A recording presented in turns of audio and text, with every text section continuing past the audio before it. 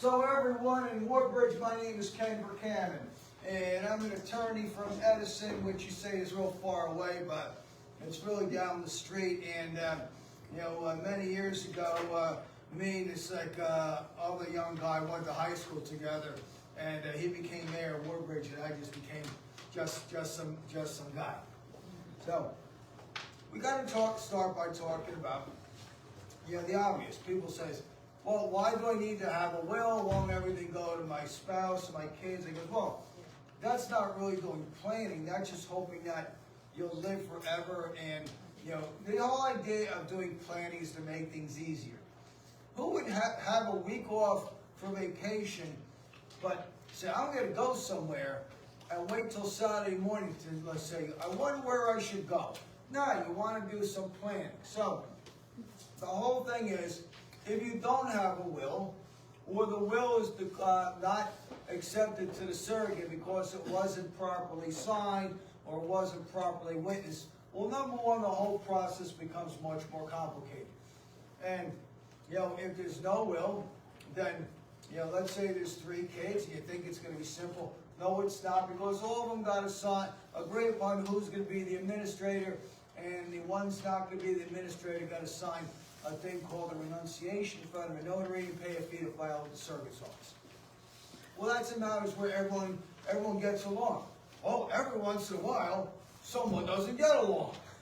And they go, I want to do it. Well, that means that, someone got to step up and spend thousands of dollars having a complaint order show cause prepared, filed in the Superior Court. Then there's a hearing 2 months later, and it becomes a very big project. Plus, if there's no will, that means that the person who is the administrator has to pay more money to take out a bond. State law determines who gets your assets, not you.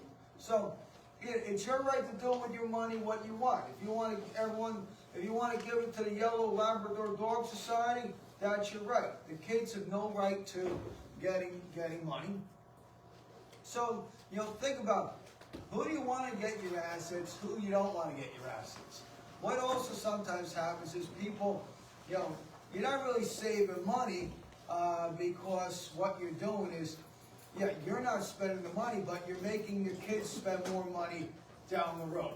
It's kind of like if you had a leak in the basement and you say, you know what, I'm going to hope that stops. And then your kids get the house and the basement's filled with water and mold, etc. So think about easy stuff. Who do you want to get your stuff? Who do you don't want to get your stuff? So, one of the few good things that happened, after COVID was the process in a way became easier. Because before that, the old system was, working people would have to take a half a day off of work, and then they would have to meet in the law office, and they'd be filling out stuff by hand, and then we couldn't read people's handwriting, and whether or not my Polish clients, I couldn't read their last names, and everyone, all that. So what we started doing is, most people have email, and we could email a short questionnaire to people and made it easier because they could think about while they were at home stuff rather than right when they're in the reception. Right, so people put all stuff. There's no reason to put things because the questionnaire really asks, okay, who's executor 1, who's executor 2? You don't want to have joint executors. It creates twice as much work. That means that 2 people got to go to the surrogate's office. 2 people have to sign every check, every paper, and go to every closing. Why give them more work? And that's for people, 2 kids that get along. I've been involved with estates where 2 brothers, they couldn't agree upon anything. Brother number 1, the sky's blue. The other one goes, no, it's gray, you're stupid, you've always been stupid. The judge says to these guys, wait, why do you guys go out and have a cup of coffee? Think about the fun stuff you did as kids. Oh, by the way, if anyone has any questions as we go along, raise your hand and I'll try to address it as long as I'm not top. So, logistically, you have an executive 1 and executive 2, okay? And some people, they say, I'm not good with computers, and, you know, I go, no problem. You know, I go, ma'am, you got kids, you got grandkids, right? Yeah. Well, okay. You tell the one grandkid who lives the next town over, hey, listen, I'm going to give you $5,000 if you come over to my house and help me type up this 2-page thing. And if that grandkid says, no, Grandma, I don't want to help you out. I'm too busy to come over. No problem, I'll find someone else to give the money to.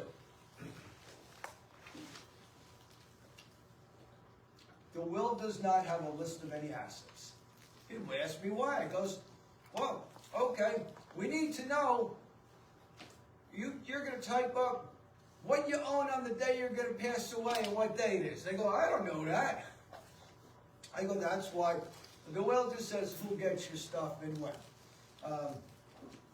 We do ask questions about what real estate people have. Now, so believe it or not, New Jersey reduced some taxes. A couple years ago, there used to be an estate tax, and everything over $675,000 was taxed. New Jersey did away with that. So there is a federal estate tax. But that's only for those people by the Colonial Country Club that have more than $12.5 million. Who in this room has that much? Raise your hand so that everyone else can follow. But we know, that's what, we don't need to know account numbers, just what real estate you have, and is it more or less than $12.5 million? Now, but remember now, you can have the best done will, and it's properly signed and done, you did it, you signed in the attorney's office, but the will does not change things that you've already put down as a direct beneficiary. So, some examples of that are, if a house's own husband and wife, one of them passes away, automatically goes to the survivor. There's not a need for a new deed because that's what it already says there. Now, once a month, someone contacts us, I need to have a new deed, my husband passed away. Goes, no, you don't save $800. You don't need to do that. Automatically says that. If there are bank accounts that are payable upon death, joint tenancy, etc., automatically go to that person. Some houses passed by contract, IRA, 401k, anything that has a direct beneficiary. Now, my colleague Brandon, who's a financial advisor, he's going to talk a little bit at the end once I run out of air.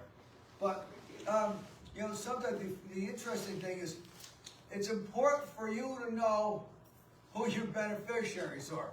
Sounds kind of, don't you know? Well, I tell everyone, get a printout or an email and put it in your file so that your executive 1 and your executive 2 know.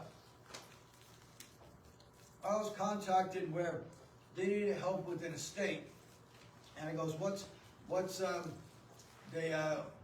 estate? He goes, it's just one investment account. Okay, and there's no beneficiary. The guy goes, I don't know. He goes, wait, you guys have been going back and forth with a court for 3 months and you haven't asked that company if there's a direct beneficiary? If there is, automatically goes to that direct beneficiary. Okay. Who's going to get your stuff? Remember, it doesn't have to go to kids. More and more people are saying, I'm giving it to my grandkids. They need it more. My own kids have their own house. They got jobs, but they haven't put away any money for grandkids' education. And, you know, I remember one year, I went to this college out in Pennsylvania, University of Scranton. I love Scranton. I was on their, cross-country track team. And one year, my kids were young. I go to my wife, I'm going to give Scranton $2,000 this year. My wife goes, yeah? How much have you put away for your own kids? Nothing. You're going to give, this is my wife, you're going to give $2,000 to a total stranger, and you haven't put away a dime for your own kids? He goes, well, now you put it that way, I guess Scranton's not going to get $2,000 this year. Gotta go to my own kids. So remember, and sometimes, it's your right to do. It doesn't have to be equal. Last year, a client says, "Do I have to treat all my kids equally?" He goes, "Nah, you can do whatever you want." They go, "What's your concern?"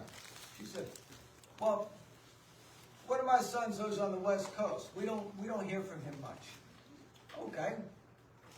Let me ask you, did you get a card or a call on your birthday, Mother's Day, or Christmas? She says, no. I go, why would he give this bum 2 cents? What, he can't call up his mom on Mother's Day? And he goes, listen, that person is going to be the biggest pain the day after you pass away, because he's going to be, where's my money? Where's my money? Give me my money right now. Yes. I knew it was important to call Mom on Mother's Day, and one year, I was really busy, and I'm working, in addition to college, I'm working a job, at the front desk at a motel in Scranton, outside Scranton, Pennsylvania, and I, because I want to use their phone, because phone calls just cost money. Hi, Mom, happy Mother's Day. My mom goes, thank you, but Mother's Day is next week. I go, oh, okay, well, that's good, rather than Mother's Day was last week. All right. So, some people have what's called specific bequests. And that's where you're giving maybe an amount of money to, grandkids, or to a church, or to a charity, a nonprofit that you you believe in their good deeds. Sometimes the ladies say, I want my jewelry to go to my granddaughter, my daughter, because if my son's the executor, he's going to bring it to Cash for Gold. He says, what do you give me for this junk? Some of the men have, we're sportsmen, and they have, hunting rifles. They got to go to someone who's licensed, But I just tell people, don't be crazy about it. It should be stuff that's of value. When I was a young lawyer, I asked the lady, do you have any specific bequests? She goes, yeah. It was 11 pages long, single space, both sides. Everything in the house she had listed. Ashtray. Okay, this chunky cup. The stuff in the house is not worth much. Now, I told you about specific bequests. And then we have what I call the reverse specific bequest. I leave nothing to whatever person. You don't leave them $1. You don't give a reason. Nothing to them. Now, people say, could someone contest that? I goes, yeah, but it costs money. Let's see. And we've had people that they want to contest a will. A couple months ago, the guy goes, I want to contest the will. My father didn't leave anything for me. Okay. Judge is going to ask you 3 questions. How many times did you visit your dad in the past 2 years? Oh, we had a falling out. Okay. How many times did you call him up? Try to fix it? None. Okay. How many times did you even try to communicate to him?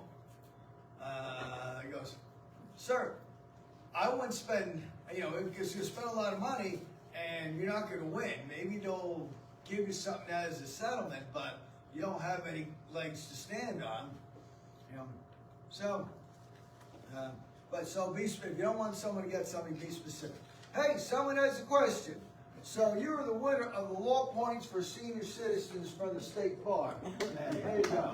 Even though you're not a senior citizen here. Yes, I am. Okay. You had a question.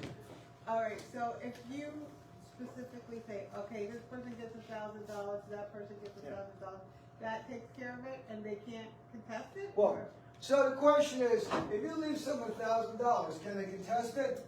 And I said, contesting costs money. It costs money. And when someone calls me, they want to contest the will, I go, we say, how much you want to spend? They go, I don't want to spend anything. Someone wanted to contest the will today, and the other attorney goes, okay, it's a $200 consult fee. Oh, I don't have $200. Well, then you don't got us. You know, it costs money. But we don't put a reason in the will why they're not getting more, because that might be grounds of saying. Now, there are reasons where someone might be successful challenging the will. And here's an example. Person's is elderly, they're not doing that well, and one of the kids says, Mom, sign this so that we can help you out. And they don't know what they're signing. They're really signing a new deed or something, like, you know, a new will. Now, I saw a couple people writing down notes. Write this down. Self-proving will. If you have a will, you want to make sure it's a self-proving will. If you don't have one, make sure the one that's done is a self-proving will. The old way, under the old law, person signs and there's two witnesses, and then you had to locate one of the two witnesses to sign an affidavit and go to the courthouse to say, yeah, I was the witness. Okay? And when my grandma passed, it took us a while. We finally locate one of the witnesses, and the lady goes, yeah, I used to work in that office. My fee's $500. My father goes, I'm paying you $500. The lady goes, all right, get the other witness. Well, she's dead. Yeah, my fee's $500. Now, we could have said, screw you, but it would have cost us thousands more to go in front of a superior court judge, so we had to pay. So the law was changed where to make it a self-proving will. Person signs, the two witnesses sign, then the attorney and notary, the person signs again, the two witnesses sign again, and the attorney and notary signs again. And we have language from the statute that says self-proving. And that's important. That way it makes it easier. You don't have to locate the witnesses. There used to be a law office in Carteret. And even after the law, they didn't do self-proving wills because they wanted the people to come back to them. And I remember saying to one of the attorneys, he goes, hey, you guys are going to get in trouble someday. You know, you're not doing it. And he goes, oh, well, if someone really wants a self-proving will, we'll do it. I go to the guy, he goes, no one in Carteret knows what a self-proving will is. And I said, most of the attorneys don't know what a self-proving will is because it's not something that they do. So make sure it's a self-proving. And I mention that because some people, you know, the surrogate says the problems they see is when people try to do their own stuff. Like doing your own electrical work or your own plumbing work. Let's see, you do your own plumbing work, you save money. If you do it wrong, you still got to hire a plumber, and now you got like your water and sewage in your house, and you got to get new sheetrock. That's it. When I was young, I was handy. Do you remember we used to have landlines, and I was so proud that I could hook up the landlines because they're color coded. So I buy this Cape Cod house in Edison, and I go, oh, I'm going to change the two-prong outlets into three-prong outlets. You know, and all the wires are blocked. Well, I'll figure it out. I go to Rickles, and I get the kit, and all of a sudden sparks of smoke coming out of the wall, and I almost burned the house down. So you do your own stuff, you do it right, you save money, but most of the time you're burning stuff down. Okay, we have another question. Her question was, can I have one of those books? Yeah. If you own a home, how can you distribute the home if you want in different parties? Like your kids, grandkids? Well, here's do the that? issue with the question dealt with homes. You don't want to, if someone's living there, you don't want to have them kicked out right away. But the problem is, if a couple people living there and other people getting money, sometimes it's better just to say they can stay there for a couple of years. They got to pay the roof expenses, the taxes, etc. But after 2 years, whatever, they got to get out. Otherwise, most estates will say, my assets get sold and the monies get divided in equal ways. Did that answer your question, ma'am? Okay. They're not living in the home, at the home. Yeah. They're not living at the home. Yeah. They're The living house on the gets sold property. and the money gets divided. You know, I was involved with a crazy estate where lady leaves a house to 8 people. Not to be sold, the money divided. So that means that when the house had to be sold, in addition to the executor signing the deed, all 8 people had to sign the deed. And it wasn't one of those fancy houses on the Atlantic Ocean, yeah. Front row, you had a question? Yeah, it's actually 2 parts. By description or definition, can you describe self-proving will again? I want to make sure I Let's understand. say, Oh, now you get it. All right, so self-proving will, it's a way that the wills are signed now. So typically, you know, like, and if you go to an attorney, you hope they're going to do it right. Right. The problem is when people like download some form from another state, and even though the website says valid in every state, if it's not signed properly, that means you got to go through a court process to go in front of a superior court judge. So basically, it's, you know, the person signs twice, the witnesses sign twice, and the attorney or notary signs twice. And then there's statutory language. And if you ask me, if you say for Kenny, for $8 million, tell me the statutory language right now off the top of your head. I'm like, I need a GPS to get home nowadays. Someone in the back got a question. Yes, ma'am. If I already have a will and I'm moving to another state, do I need to do anything? So the question is, oh, you had another question, but a will that's done in New Jersey is valid in any other state. It's valid. However, there is a difference between what is valid and what is best for someone. So, let's see.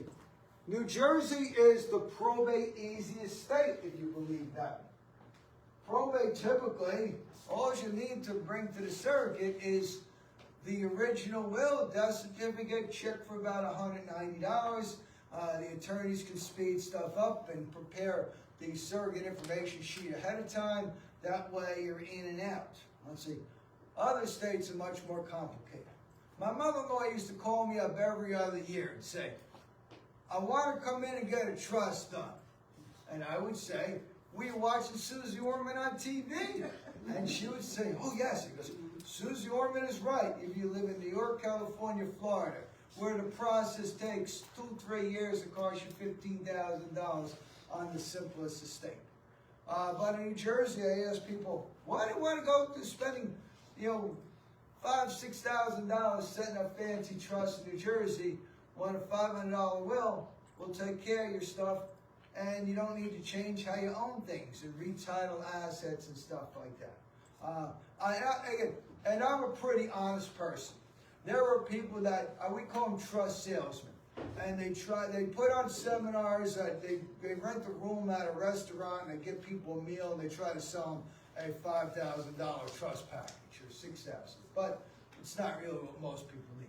Ma'am, you had a question? Yeah, let's say you already have a will, but you want to change it, or you go to a different lawyer and you do another will. What happens to that first will? The prior will gets, that's revoked. Typically you have a clause that says I revoke any and all prior wills, but basically the statute says the new will is the new will.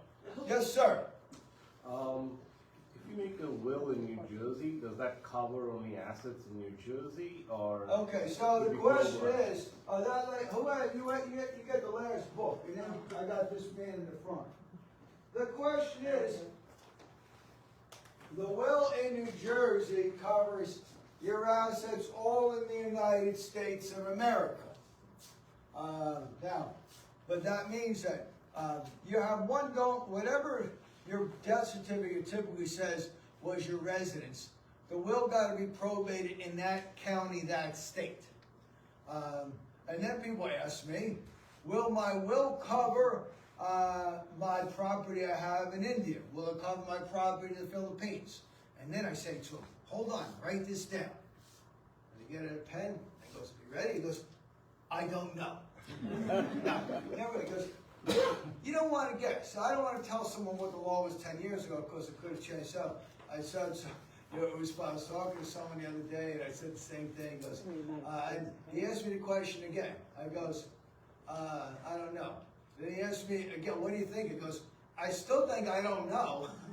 Well, I said, please talk to a professional in that other country. Now remember, a will that's done in New Jersey is valid in any other state, but it may not be best for you in that other state.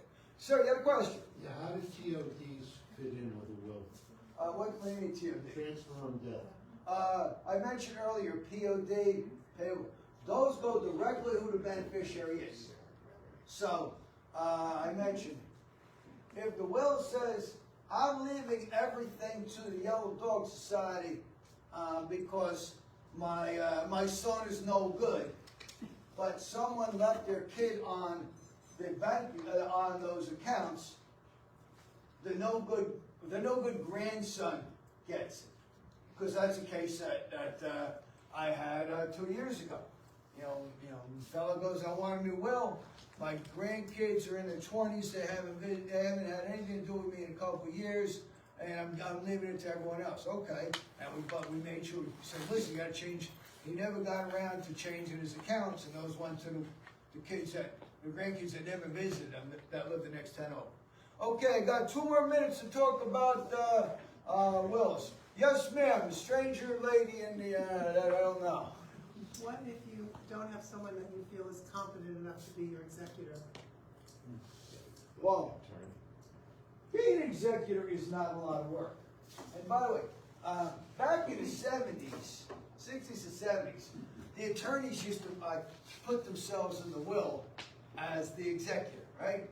You know, you'd go to some attorney you didn't know, you know, because they were convenient, and then the will would say, and I put my trusted advisor, Adam West, ESQ, as my executor. And the Supreme Court said that was a no-no unless they had a prior, like, you know, relationship, or if the person says, you know, listen, I don't know you, but I'm leaving my assets to charity or to this or to that. I don't know. Will you do that? He goes, well, and I've been the executor, and I'm currently for someone that didn't have anyone. It was going to go towards different charities, and they say, okay, now that I'm over 60, they ask me the other question: how much longer am I going to be doing this? And I think in Middlesex County, the probate judge, by law, by actually the Constitution of New Jersey, they have to retire when they're 70 years old. And then they sometimes bring them back on recall, and they work, you know, a couple of days a week, and they get. So our judge in Middlesex, he's on recall, and we were waiting for another attorney, and we can't talk about the case, but I goes, and he goes, oh, how do you like your third job? I said, he goes, yeah, it's not that bad. And he goes, Kenny, what about you? And I goes, I'm retiring in 25 more years. And he goes, 25? He goes, yeah, listen, if I'm just dealing with nice people and not being aggravated, it's not really work. And I can do a lot of it. I was out of state last week, and I'm on my laptop at a break, like doing some stuff, because there's so much like you know, wine and liquor you can drink in like you know, an 8-hour period. But I can do stuff in the car. So anyway. Okay, let me zoom on now. Okay, yes, sir. Yeah, just really quick, my part 2. Yeah. And in the case where she talked about leaving the real property, the house, do you need to be very specific about leaving the real versus the personal? If that's what you want to do, the real you want to versus leave the them the real personal estate in the house. to X-person. So sometimes someone goes, I want to leave the house to this kid because they live with me, they've helped me out, they've been taking me to the doctors, and the other one, I get a you know, a hello every once in a while, but they really haven't been around that much. So my question was more, you leave the real property, but the contents, the personal property inside the house, do you need to be very specific? Most of the personal about property that? doesn't have value. Okay. It's usually garage sale stuff, but sometimes someone will say the real estate and the contents. Now, the contents don't consist of bank accounts and stuff like that. Right. But it's the stuff inside. But if there's art, furnishings, I'd say, other things like that. Like we went through a will where the house was left to 2 family members, but the personal property was split among 25% equally among 4 siblings. And so it was very specific in terms In my of who got experience, what. the stuff inside, if you buy a couch for $2,000, it's not worth $2,000 a year later. No. And so, anyway, okay, so, I got 2 more minutes on wills. Don't be a Carl. Carl was his retired engineer. And, you know, before the internet and typing stuff up, he comes into our office and we go over things. And now, you know how engineers are. They're the ones that, when they got a new car, they read the whole manual. And, you know, they got the first computers, they had a big, thick manual. And they goes, Carl goes, I want to read more up on this. I go, Carl, you don't need to read anything. I went to law school, I passed the bar, I go to seminars, I give the seminars, I wrote a book. You don't need to read anything. I say, you know, I said, when I need a knee surgery, I didn't read anything all about knee surgery. I don't want to know. Doctor, have you done this before? Yes. Okay, I'm good. Carl wanted to read more. All right. 2 years later, Carl's daughter calls up. Do we have a copy of his will? No, he never did one. He wanted to read up on stuff. And remember, only the original will can be admitted to probate, not a photocopy. Okay, next topic. I touched upon this revocable trust. Why you don't need to spend $6,000? Probate in New Jersey's easy. Revocable trust don't protect assets from nursing homes. So the trust salesmen sometimes say, "Oh, will is a public record." Yeah, but most of the time you're leaving your stuff to your kids and not to someone that you know. And if you're already gone, sometimes some people goes, "I want to protect my house from in case I go to a nursing home." Okay, then that's called an irrevocable trust. I got it. You can't be the full trustee or the beneficiary, and then you have to wait 5 years before going to the nursing home. Oh, that's you had a hand up. You had a question? Someone had a question? I did. Yes, sir. Okay, if I take my real estate and I put my kids on the deed, I take my bank accounts, I make beneficiaries of those 401, do I need a will? Good. Yes, let me tell you why. There's always something you didn't do, but let me tell you why that's not the best idea. Okay. Mr. Evan didn't want him. He goes, "I'm smarter than all these attorneys because I'm a retired vegetable salesman," or whatever he did. So he has a new deed done, right? Half to his son, half to his daughter. And then he takes all his accounts and goes, "Merry Christmas, son, Merry Christmas, daughter. Okay, now I gotta hope that I don't go into a nursing home for 5 years." 2 years later, son dies. Who now owns half of everything that he ever had? His ex-daughter-in-law, who had a right to say, "Hey, get out of the house. I own half of that. I'm moving in now." If someone, so, okay. Let's talk about oh, by the way, if I mention. Some of the working people work for companies that have what's called legal plans. Johnson & Johnson, Merck, some of the legal plans are called MetLife, ARAG, Legal Lease. So that covers, having wills. If you don't have a will, go get one done. If your kids don't have a will, tell them to get one done.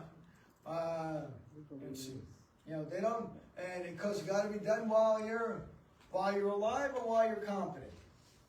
And by the way, if anyone attends our seminars, we don't we give them a free consult. We don't charge them a $200 consult. Okay, real fast. Let's talk about powers of attorney. Will takes care of your assets if you pass. What a power of attorney does is you're giving the power to someone that you trust to be able to make sure your bills are paid and act for you, legally if you can't do it yourself. Let's say, so it's important to have. Let's say, we get a call every 2 weeks. I gotta get power of attorney over mom, dad, or my brother. You can't get power of attorney over anyone. They have to affirmatively give it to you. And I have I'm a court-appointed attorney for incapacitated people where they're in the hospital. They never had a power of attorney, so the family had to spend $1,000 going through a guardianship, which takes a couple months. So you want to have a power of attorney. A power of attorney is effective either right away or only upon disability. If it's effective right away, it's called the durable power of attorney, stays in effect even if you become disabled. A springing power of attorney only springs into effect if you become disabled and there's a certification notes from a doctor saying you're disabled. One of our clients says, Kenny, I don't understand this legal stuff. He goes, I'm a carpenter. Explain to me in carpenter language. Okay. If it's effective right away, your son who's your age, you can steal all your money right away. If it's effective only upon disability, he needs to know from a doctor before he steals your money. Do you trust your son? He goes, I trust my son with my life. Good, make it effective right away. Okay, yes ma'am. So Now let's the say, answer is no, I gave out the books. I didn't take the brochures. Yeah. so I could make him my power of Yeah, attorney. typically But then if something happened to him, I can have my daughter and my son as a don't power have of it two. attorney? If you have two, that means two people got to do everything. So it's better. And sometimes that's for some people, that was a difficult thing. Oh, I don't want to pick one over the other. Good. I'm going to help you out. We were at the Elks Club bar one time. We wrote down two people's names on a piece of paper, and we moved them around. And go, okay, this one is going to be numbered. So that's why we don't usually want two. So the power, you have the one and then the other. Yes, ma'am. You cannot have an and or? No, because the bank is going to say, what does this mean? I thought sometimes in the bank you can have and or, Yeah, right? You better talk to that bank again. Oh, okay. Because it has to be clear. The bank goes, well, what do you mean and or? What does and or mean? It's usually a power of attorney, you have a number one or two. You had a question, ma'am? Yes. You already got a book. With the power of attorney, let's say you do that, do you still have power over your Yeah, own son? you're not giving up your rights. You're not declaring yourself. Until blah, yeah, blah, blah. yeah, you're just saying, listen, you have it there, because as I said, we get a call once a week. It's too late. And A lot of times. with the will, just one quick question. You mentioned the original will. Write this down, you writers. Only an original will can be admitted to probate. But only lawyers keep the original will? The lawyer does not keep the original will unless they're ignorant of a Supreme Court directive or the client says you keep it because you're the executor. When we got this opinion by the Supreme Court approximately 2003, we had to call hundreds of people and send letters to hundreds of people. Hey, come and pick up your original will. It was at the time it was smarter because my system is very organized. Even now, if someone passes away, typically we can pull out the file in 4 minutes, but we don't keep the original will because the Supreme Court said it's property of the client. And it says original on it? We use blue ink. and I got a stamper. Okay. So, all right, thank you. that's why someone goes, how do we know about the original will? Does it look original or does it look like a photocopy?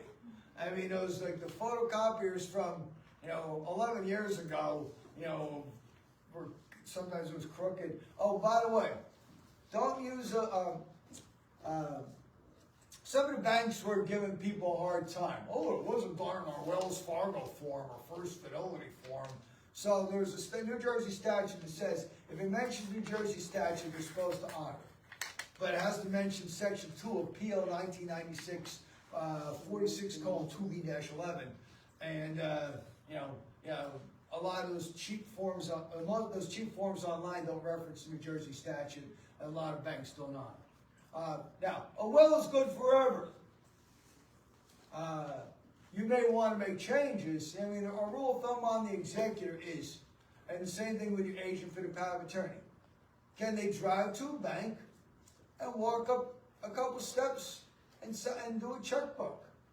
If they're blind or can't drive, etc., we're not anti a senior citizen, but we're realistic.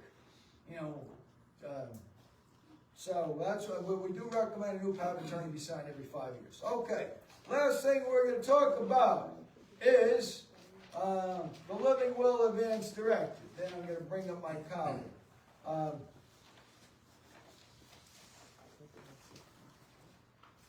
The living will advance directive, you got to think someone's, in a coma, hospital, irreversible condition. You can no longer talk. You're giving instructions to hospitals and doctors what your wishes are. So the document really isn't for you because you're just lying there. It's so your family doesn't have to go through the trauma of kind of deciding what to do, because you've already taken the pain off them.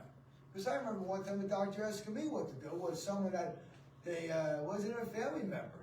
I was the power of attorney, but they didn't have, the person was afraid to get a living will done. Okay, then the doctor asked the question, should today be the day? Geez, doctor, I feel bad.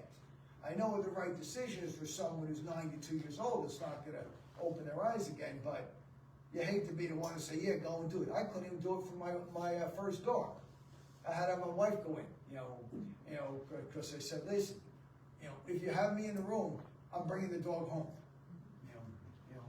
You're tougher than me with that kind of stuff. That was my dog. Okay, so you have a question, sir? Yeah. You got 5 seconds. Go. What if no one can find the will? Get a new one done. I mean. Okay. Yeah. If you can't, here's my rule of thumb. If you can't find the will after 5 days, get a new one done. If you can't find your lost credit card in 5 days, get a new one. Yeah. A photocopy is no good.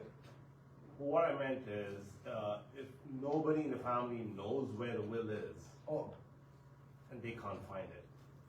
Okay, so what we recommend is, and I have a whole set of post-will recommendations. And I said, here's the important thing. It got to be in a place where Executor 1 or Executor 2 can get to it. That's why you don't want to put it in a safe deposit box, because they're locked on nights and weekends, etc. The easiest thing to do is buy a fireproof box and put it under the bed where the dust is. No one's going to steal your will, except maybe a kid whose name was written out of the will because they didn't know. By the way, in that kind of case, I've told people, do not keep the will in the house.